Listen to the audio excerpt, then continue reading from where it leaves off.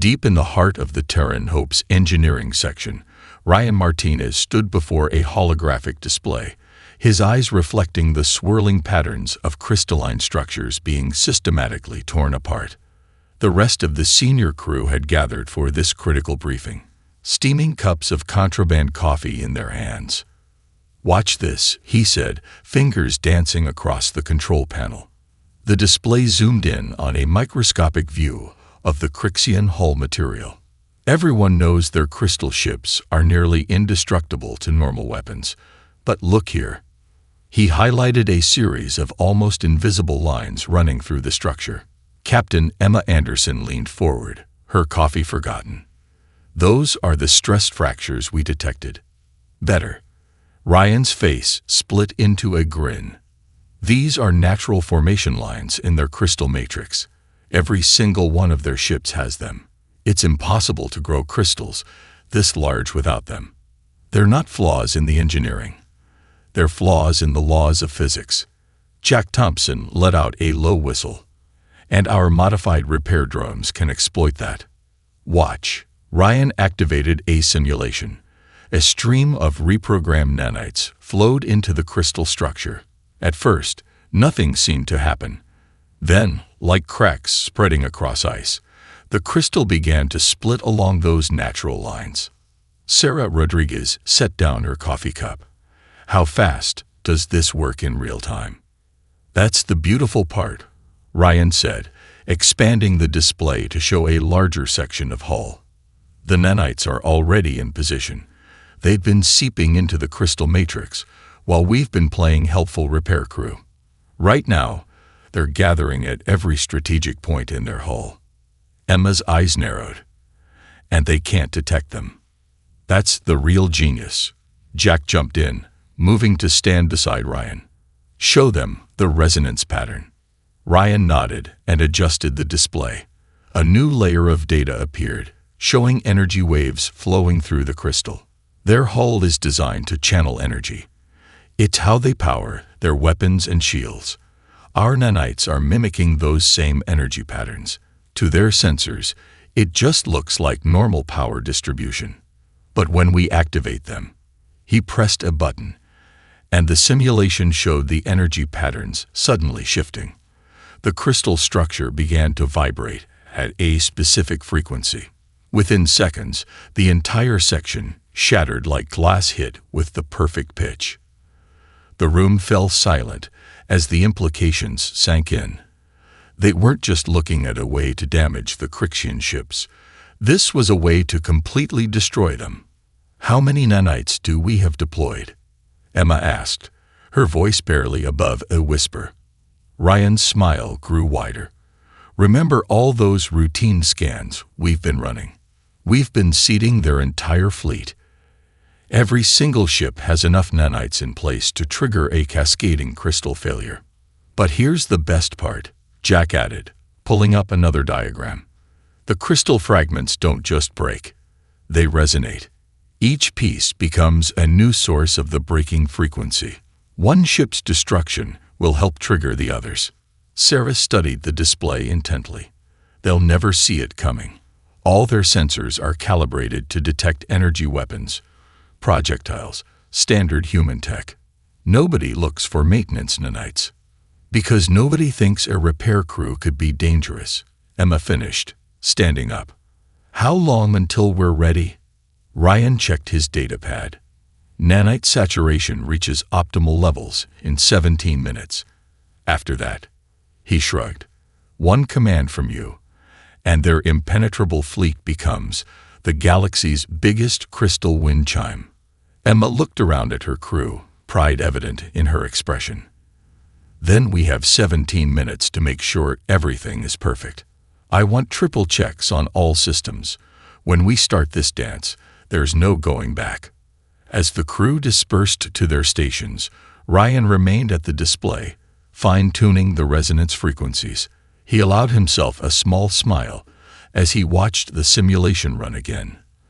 The Crixians had built their fleet to be indestructible, never imagining that their greatest weakness would be a simple maintenance crew who understood the fundamental properties of crystal formation. In less than 20 minutes, they would change the face of space warfare forever, armed with nothing more than repair tools and human ingenuity. The bridge of the Terran Hope was filled with smoke, emergency lighting casting red shadows across the wounded ship. Captain Emma Anderson wiped blood from a cut above her eye, her uniform scorched and torn.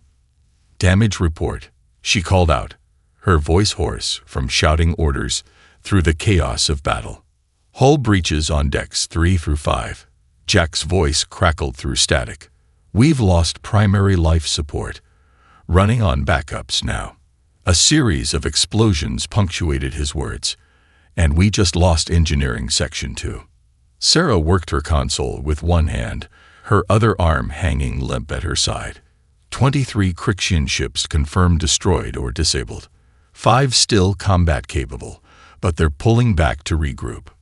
"Ryan," Emma called out, not seeing him at his station. "He's in medical," Sarah reported grimly. "Saved 3 crew members when the maintenance bay depressurized. Doctor says he'll live, but..." She left the rest unsayed. Emma forced herself to stand, ignoring the pain from her own injuries. The main display showed their handiwork, the space around them filled with the glittering remains of what had been the most powerful fleet in known space. "How many nanites do we have left?" she asked, moving to study the tactical display more closely. "Enough for one more wave," Jack replied. "But Emma, we've got maybe 20 minutes of life support left. The backup systems are failing faster than we can patch them." The choice lay before them, like a physical weight. They could retreat now, their victory already legendary, or push forward and finish what they started. The 5 remaining Crixian ships were damaged, but still dangerous. "Message from Fleet Command," Sarah announced, her good hand dancing across her console. "Reinforcements are 30 minutes out. They're ordering us to withdraw and preserve our ship." Emma looked around at her bridge, at the damage and the wounded. They'd started this mission with 15 crew. 3 were in critical condition in medical, 2 more missing after the hull breach in Section 4. "Captain," Jack's voice was softer now, "whatever you decide, we're with you. But you should know, the crystal resonance pattern we started, it's still spreading. Those 5 ships are already infected. It's just taking longer because of their distance from the main fleet." A series of small explosions rocked the ship, making the decision even more urgent. "Status of our weapons?" Emma asked. "Modified plasma cutters at 12%, Sarah reported. "Enough for maybe 2 more volleys. But our targeting systems are shot. We'd have to get dangerously close for a clean hit." Emma closed her eyes for a moment, feeling the vibrations of her wounded ship through the deck plates. When she opened them, there was steel in her gaze. "Ship-wide channel," she ordered. The computer chimed its compliance. "This is your captain speaking. We've done the impossible today. We've proven that human ingenuity can overcome any odds, but our job isn't finished." She paused, looking at the determined faces of her bridge crew.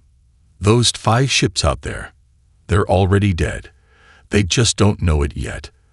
The question is, do we let them limp away to warn others about half our capabilities, or do we finish this and show the galaxy exactly what a human repair crew can do?" The response was immediate. Across all channels, her crew's voices rang out in support. Even the injured in medical added their votes. "Plot and intercept course," she ordered, strapping herself back into her command chair. "Engineering. Give me everything you've got left in those engines. Tactical. Prepare the final wave of nanites." "What about Fleet Command's orders?"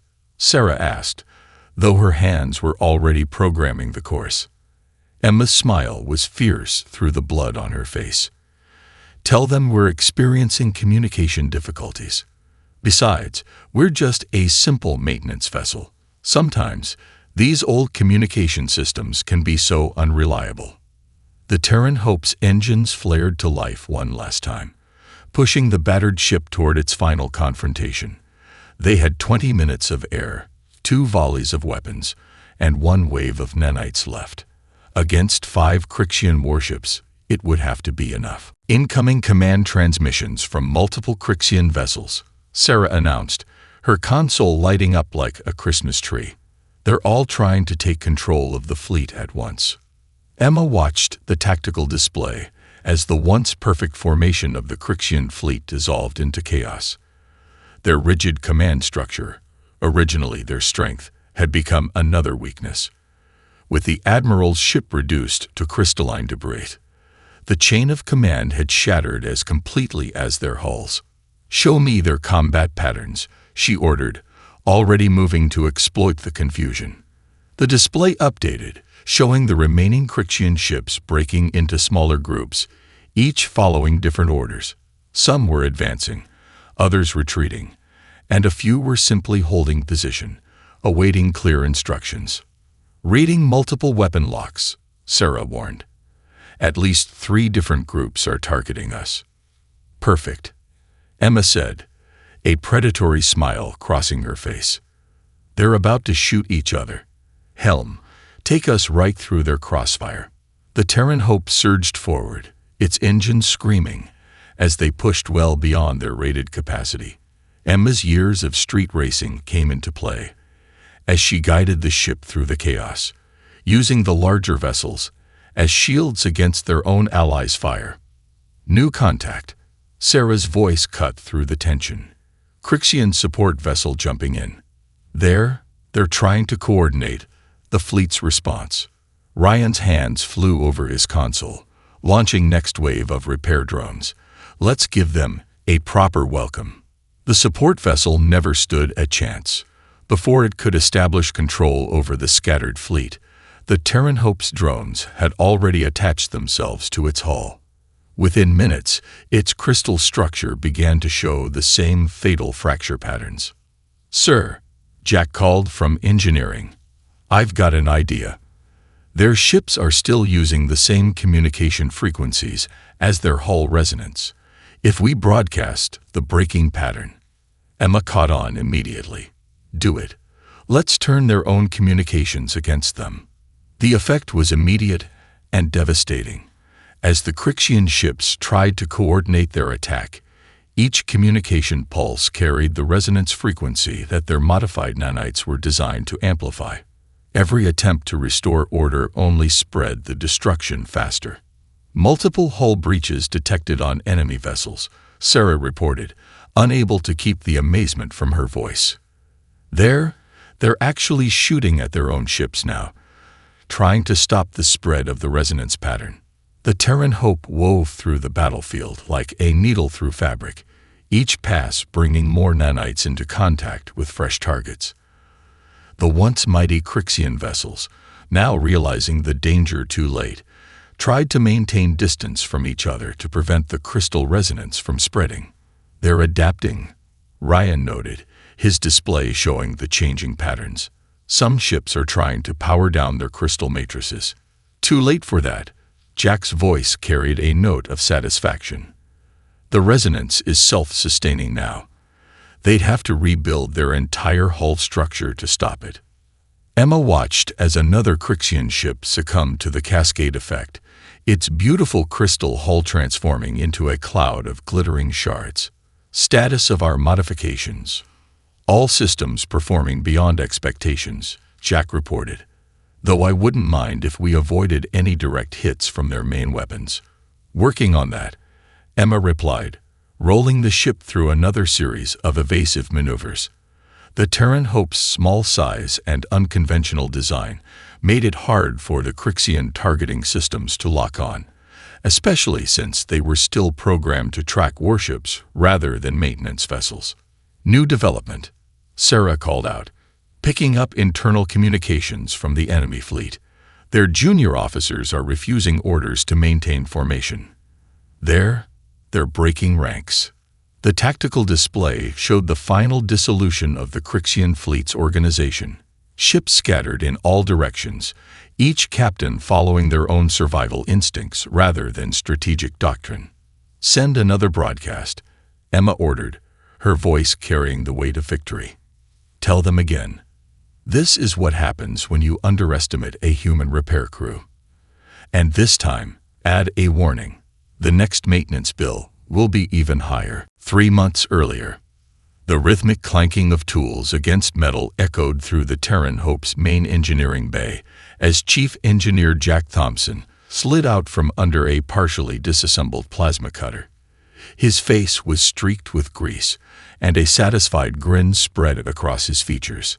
"Pass me that quantum spanner, would you, Martinez?" he called out, extending his hand without looking. Ryan Martinez tossed the tool with perfect accuracy, a skill developed over countless hours of working in zero-G conditions.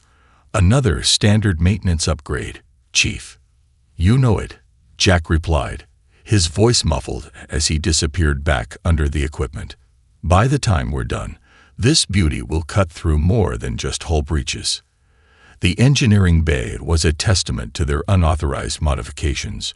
What once had been a standard repair facility now resembled a mad scientist's laboratory. Repair drones hung in their charging stations, their cores pulsing with energy that definitely wasn't factory standard. Captain Emma Anderson walked in, ducking under a hanging bundle of power conduits. "How's our little science project coming along?"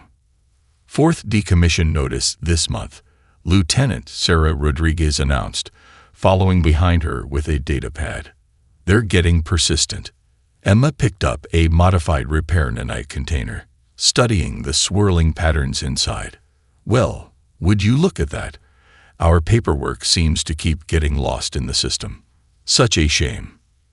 The crew shared knowing looks. Their ship had been scheduled for the scrapyard 3 times now, but through creative filing and the strategic application of computer glitches, they'd managed to keep her flying. "Remember when we first started this?" Jack asked, finally emerging from under the plasma cutter. He wiped his hands on an already dirty rag. "Right after that skirmish at the outer colonies." Emma nodded, her expression growing serious. "When we watched those colonial ships get torn apart by Crixian weapons, and all we could do was wait to pick up the pieces.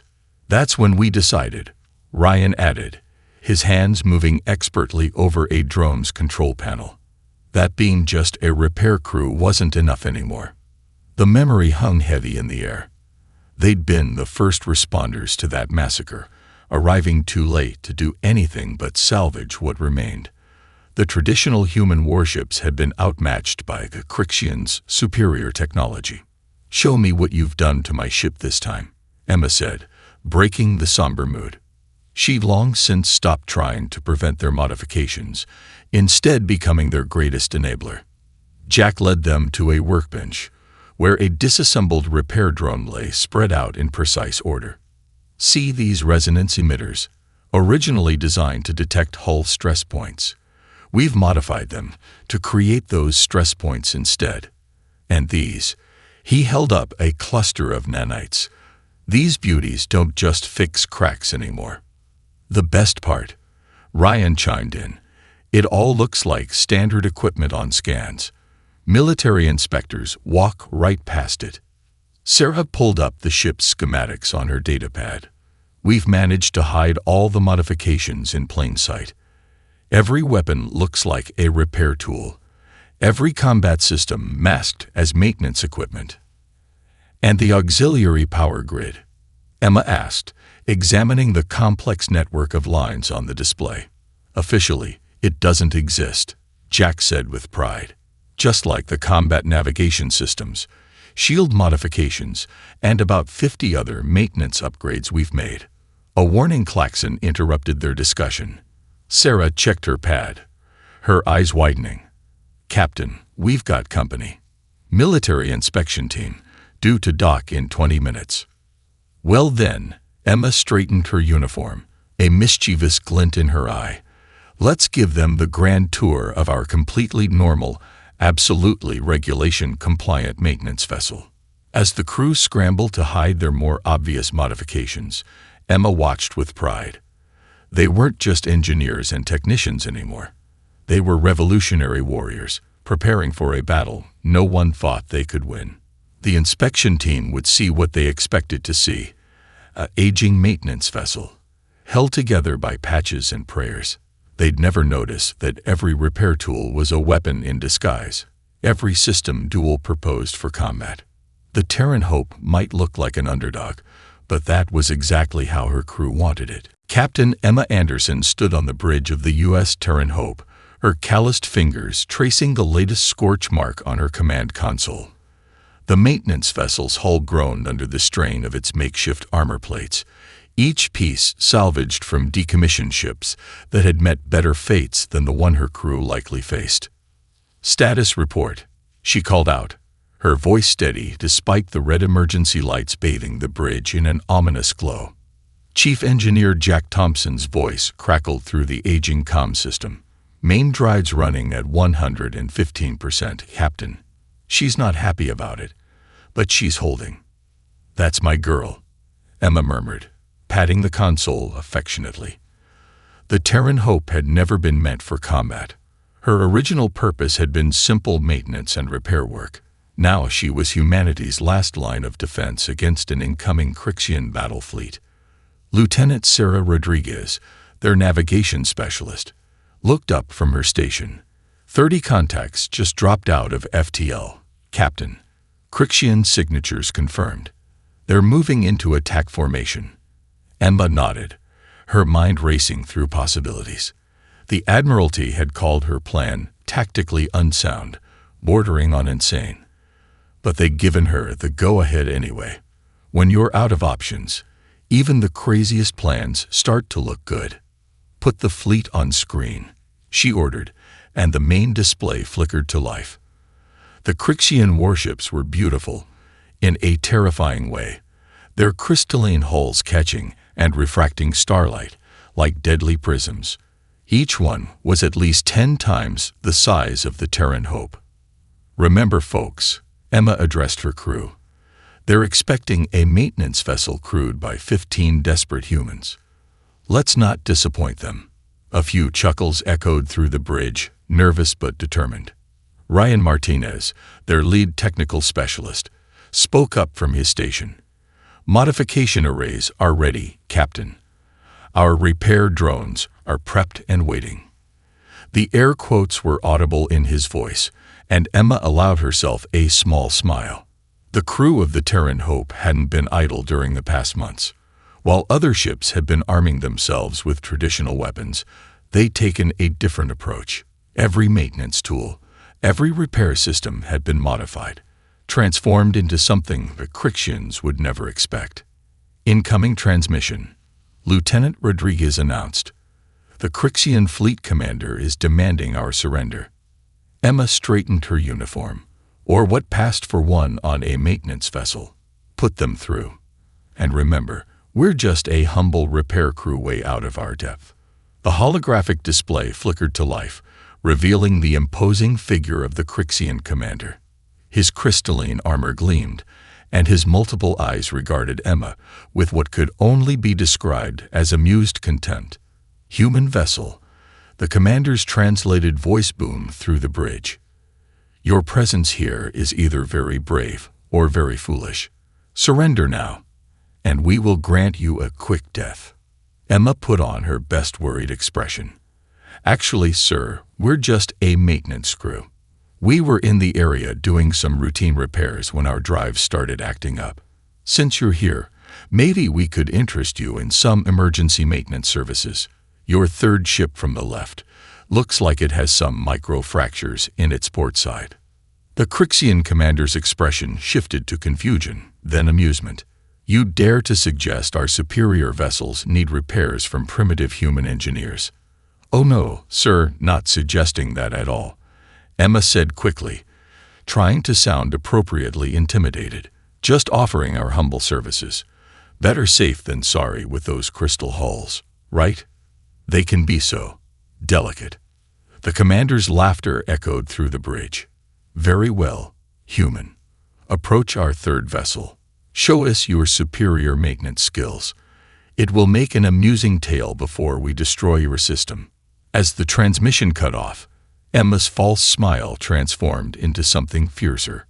"Well, crew, looks like they're inviting us right in.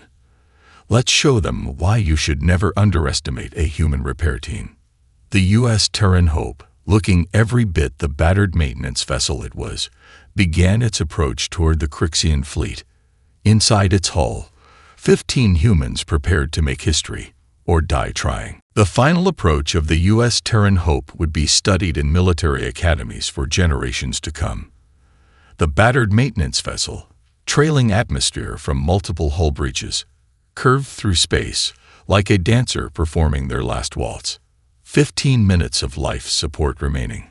Jack reported from his makeshift engineering station on the bridge, the main engineering section now too damaged to occupy. "Making every second count, Captain." Emma guided her ship through a series of maneuvers that no maintenance vessel was ever designed to perform. The 5 remaining Crixian ships had formed a defensive pattern, their crystal hulls already showing signs of the spreading resonance effect. "They're finally taking us seriously," Sarah noted, managing her station despite her injuries. "Detecting multiple weapon locks and active scanning." "Good," Emma replied, her hand steady on the controls. "Send them one last message. Repair bill past due. Payment required immediately." The bridge crew shared a grim laugh as they made their final preparations. Ryan had been brought back to the bridge on a stretcher, insisting on operating the nanite controls for one last wave. "Save your strength," Emma had told him. "Wouldn't miss this for the world, Captain," he'd replied, his voice weak but determined.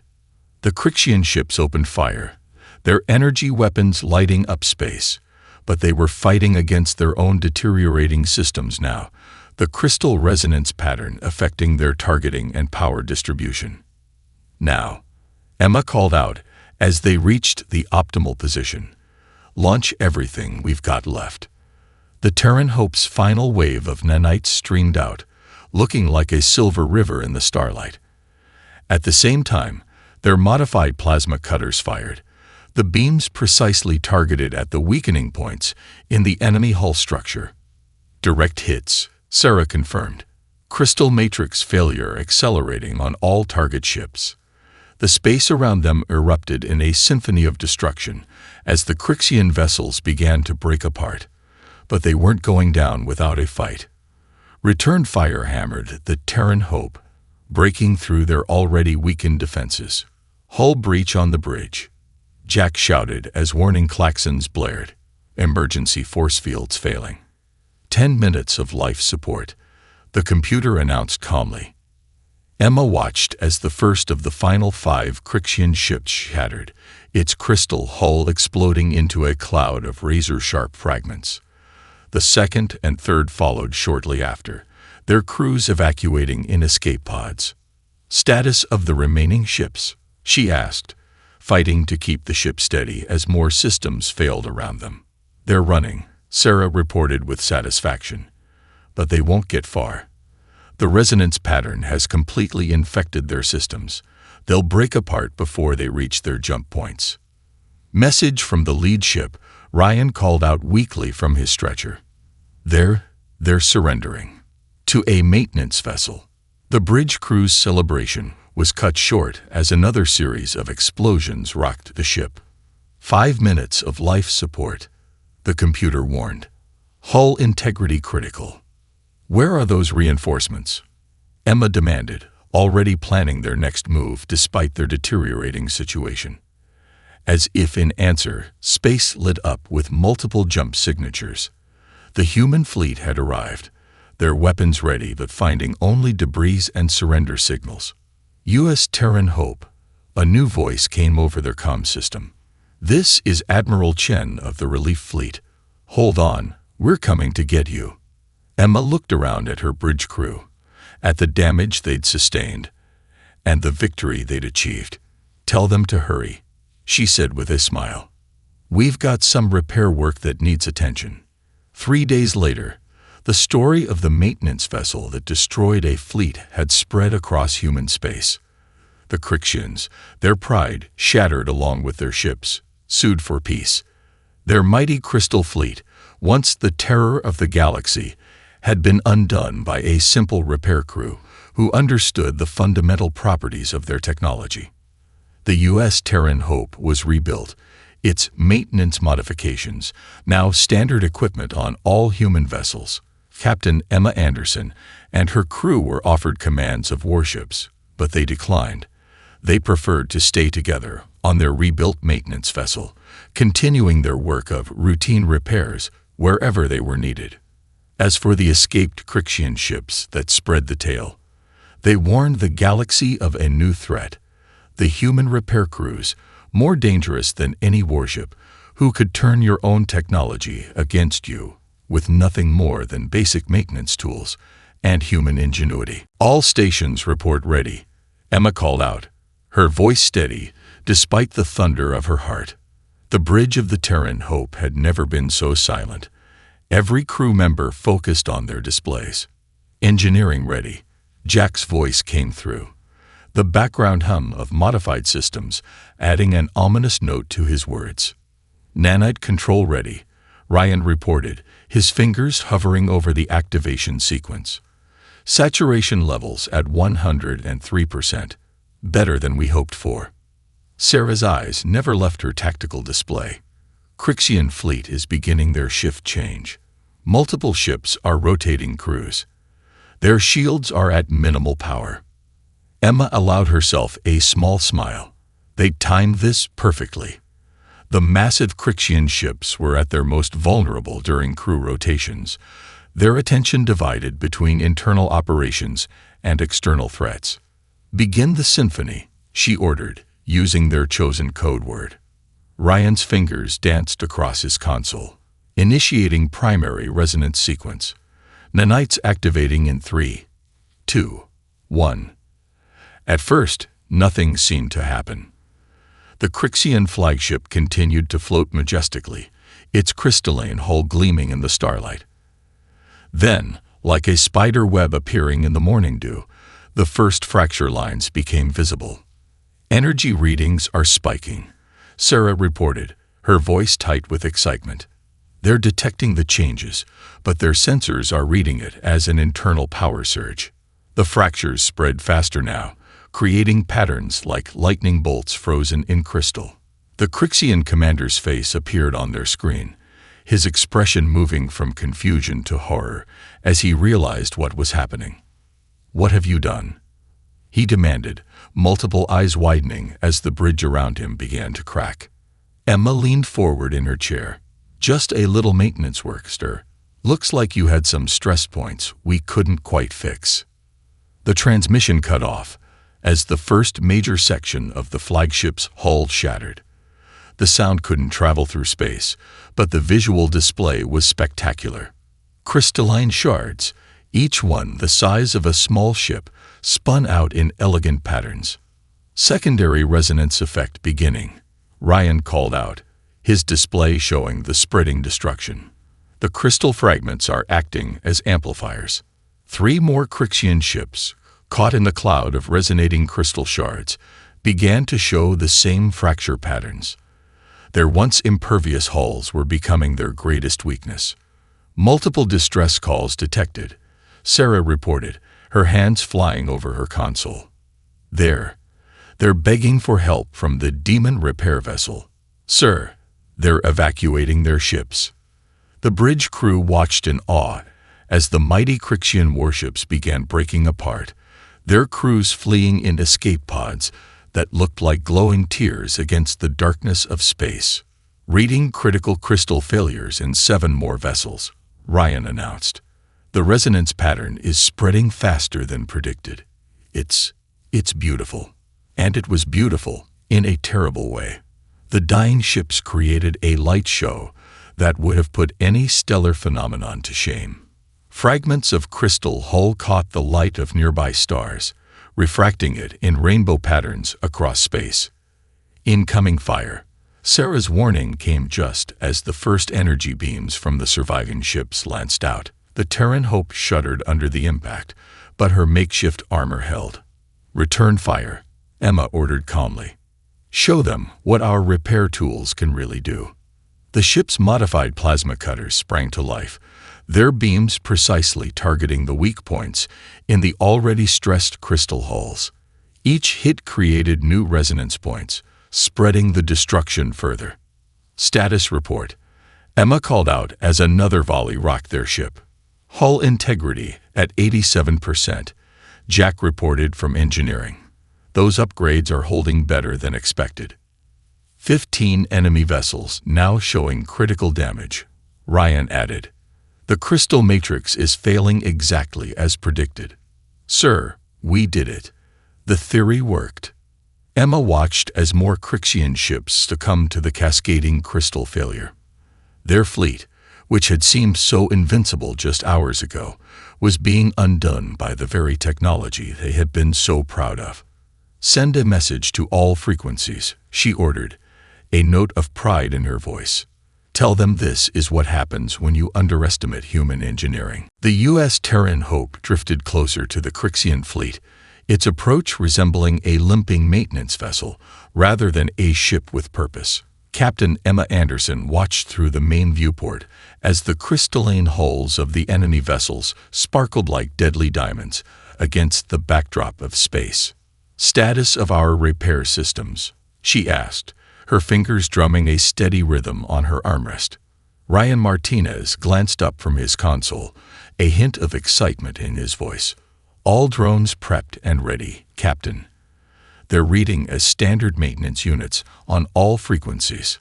The massive third vessel of the Crixian fleet loomed before them, its hull dancing with prismatic patterns that would have been beautiful if they weren't so deadly.